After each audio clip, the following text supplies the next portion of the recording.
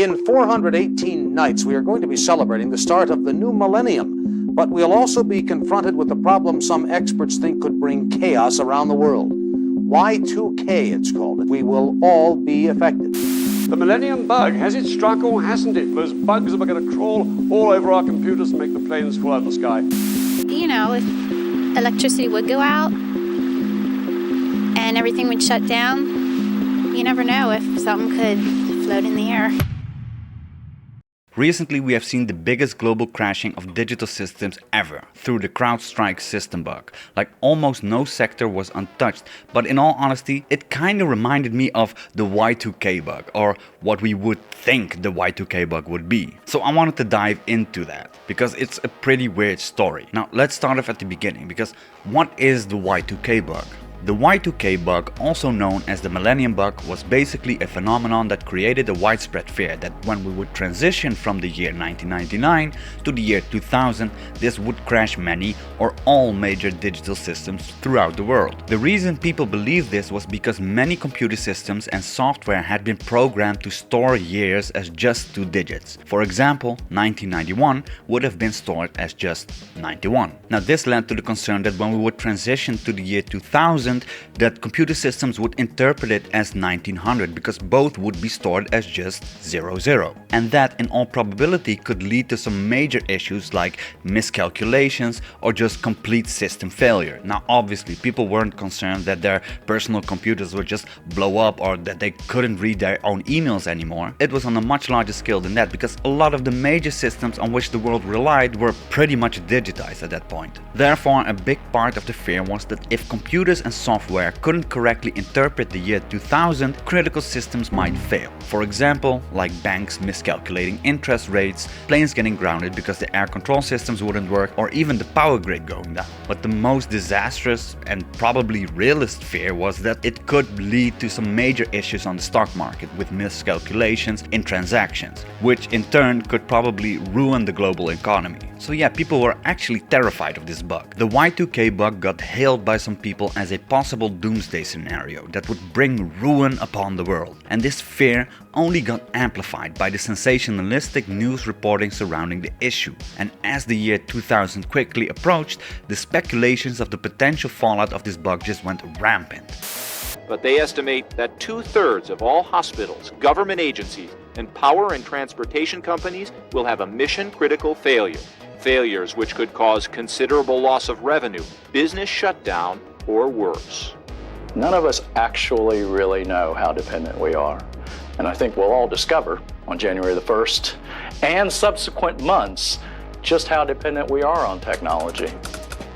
Like, the craziest theories would pop up. For example, the bug would crash the controls of aeroplanes, making them drop from the sky. Or that as soon as the year 2000 hit, all of the prison doors would just swing open because they were electronically controlled, freeing the most dangerous criminals out in the open. And some people took it even farther, speculating on the actual end of the world, as they thought the bug would malfunction nuclear power plant systems, resulting in a nuclear Armageddon. But my favorite theory by far came from a man named Gary North. Gary North was an economist and a peculiar individual, to say the least, because Gary was convinced that the Y2K bug would cause a complete societal collapse. He even theorized that ATMs would refuse to give out money anymore and that people would turn to using toilet paper as the new currency.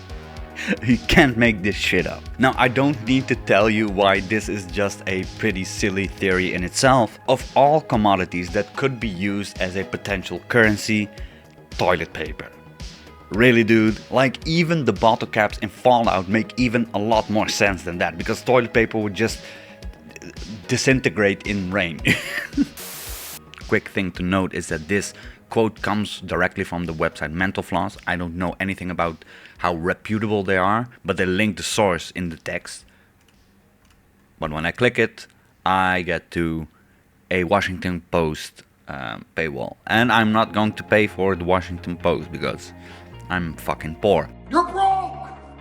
You're fucking poor! But in any case, I'll take it at face value just because Gary North made a lot of ludicrous predictions. It even earned him the nickname Scary Gary North. So that should say enough. But what did actually happen when the year 2000 came to be? Well, pretty much nothing actually. That was a bit anticlimactic. Like there were some systems that had minor issues, like for example printing out wrong dates like as 1900 instead of 2000, but nothing of the large-scale issues that were actually speculated upon came to fruition. There's a pretty interesting article with some funny anecdotes regarding the Y2K thing, and I'll link it down in the description, but here are some of my favorite excerpts from that. Bill Fries-Bozeman from Montana said, "The computer that organizes the media lab at Montana State University informed me that there were over 36,000 days until the end of semester, which I took as excellent news, because this year I may actually finish everything that I'm supposed to do. I could grumble about this Y2K bug, but I wrote the software myself, so I just treated the programmer to a nice dinner and asked him to try to do better next time." Or Jim Green from Bethel Park said, "As a computer consultant, I've seen a couple of computers revert to 1980s, but considering the fact that those users still live in that era, I don't think they've even noticed." So nothing even really happened. Then why all this fuss about this Y2K bug? Like, was it all just a big overreaction from the entire world? Well, yes and no. Because like there weren't any major catastrophes happening obviously, but that was in large part due to the early warning signs from computer scientists all over the world. Most of these surfaced in the public in the early to mid 80s when computer scientists recognized the potential harm this 2-digit year notation could actually prove to be. One of the earliest documented warnings came from a man named Bob Beamer. I'm sorry if I mispronounce your name. Bob was a computer scientist who was often credited with being among the first to raise concerns about the Y2K problem, even as early as 1958. But it wasn't until the 1970s and the 1980s that he began to actively advocate for the need to address this problem. However, it took several more years before these warnings gained a broader attention. But attention it eventually got, because governments and businesses all over the world started to take this Y2K issue very seriously. The report shows that our hard work in this country is paying off, and while there is more to do, I expect we will experience no major national breakdowns as a result of the year 2000 date change. It is estimated that between $300 and $600 billion have been spent on upgrading both hardware and software, system testing, and contingency plans in case shit did actually hit the fan. Now, I don't have to tell you that that is an insane amount of money, but if you would adjust this for inflation, it would range nowadays between $566 billion and $1.1 trillion. That is just a bonkers amount of money. So it is difficult to say if the whole issue seemed bigger than it actually was, because there had been a major effort to ensure that it actually didn't happen. So we can only speculate on what the potential fallout of a Y2K disaster could actually be. Maybe it would have resulted in nothing more than just some dates being printed out wrong, or perhaps you would be paying for your groceries nowadays with toilet paper.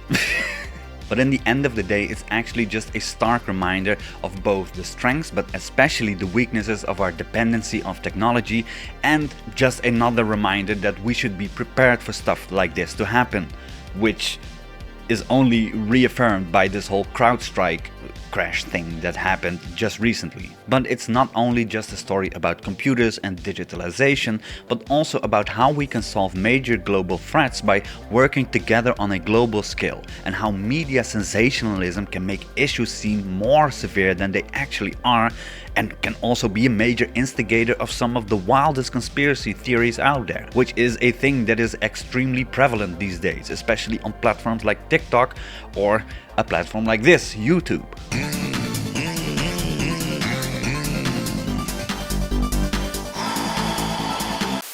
Now, was Y2K a near-miss disaster, or was it just a overblown hype? Let me know down in the comments. I'm really curious about what your thoughts are, especially if you were around during these times. If you have some interesting anecdotes or interesting memories from those times, please share them with me, because I really love to read them. And if you enjoyed this video, well, consider liking the video and subscribing to this channel, because I'm planning on doing more videos like these in the future. So I hope to see you guys next time on the channel. Thank you guys for watching, and see you next time.